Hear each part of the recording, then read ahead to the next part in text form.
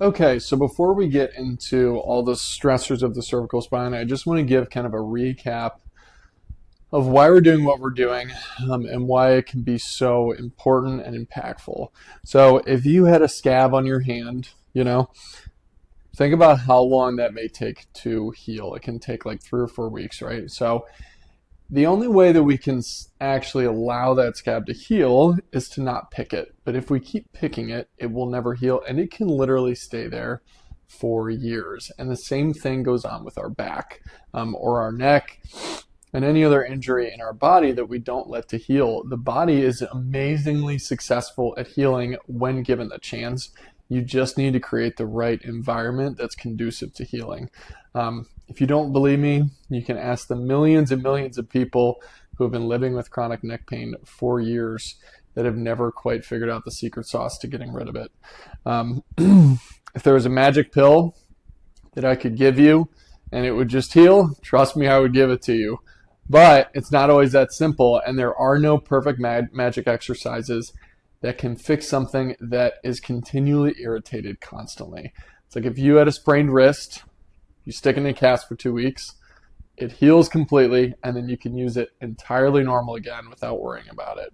But no matter what exercises you give it, if you keep sleeping like this for 8 hours a night, that thing is just not going to heal.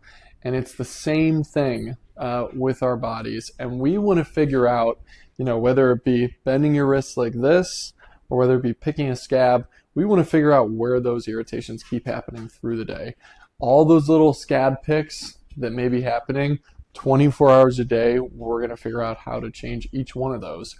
And then when you can stop picking that scab, you'll be amazed how quickly things just calm down. The beautiful thing about these things is that you gain control of your own pain. So if you're used to being dependent on getting an adjustment or taking a pill or going into the doctor and getting an injection, these things give you the power to control your own situation and do things in the moment that can help you reduce your pain and over time keep it from coming back altogether.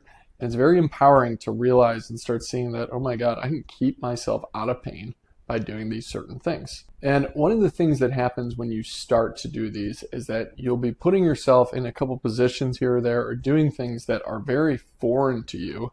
And it'll be like, oh, I can't do that. Like, that's really uncomfortable. And then you have to ask yourself a question. Okay, is it uncomfortable because it's a new movement to me and I'm not used to it yet? Or is it actually painful? And if it's just uncomfortable, then you have a choice. You can do something that's uncomfortable, or you can continue to hurt. And it is completely your call which direction that you want to take. And I can promise you too, as you continue to do these new things, it may feel foreign at first, but you will completely get used to them and you'll just learn to do things a new way. None of these things are life-changing things where you can't do the things that you love to do. Our goal is to get you to do all the things that you love to do. It just takes some changes in the meantime so that you can do those things later.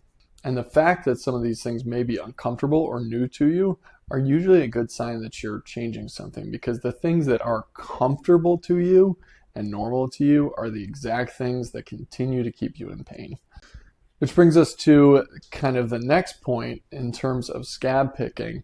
I'm just going to put this out there right out in the beginning. The biggest thing that a lot of people do a lot of are little self stretches like this, or pec stretch, or this, or rubbing yourself like this. Sorry if that's rattling my microphone. Right off the bat, we want to probably take all of these out because they can give us short-term relief. It's like if you bump your knee on something, and then you go like this, it makes it feel better. That's because, if you can't see my knee, we're going like this. That's because it blocks the pain signal to our brain. So a lot of times these quick little transient stretches that we do, they feel good just because they distract our brain from the incoming signals from our bodies.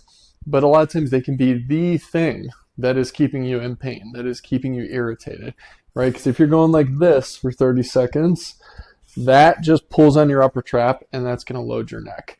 If you're going like this or like this, We're just taking your arm and putting a ton of nerve tension on yourself and irritating the nervous system.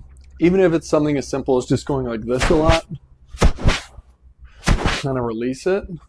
You go like this, you bend, and you put your hand down, you put yourself in nerve tension, your neck gets bent. All these things can be aggravating. Give you that short-term relief, but they're gonna keep you irritated in the long term. We just want to make sure we take out all that stuff, those little purposeless stretches that we do. And it's going to be weird because you're trying to do something new and you want to do what you're used to doing, and you shouldn't. You just want to stay still. And we'll teach you other techniques that you can do in replace of those if you're having a hard time doing it. Because these are automatic things, but they're probably part of the reason why you're staying in pain.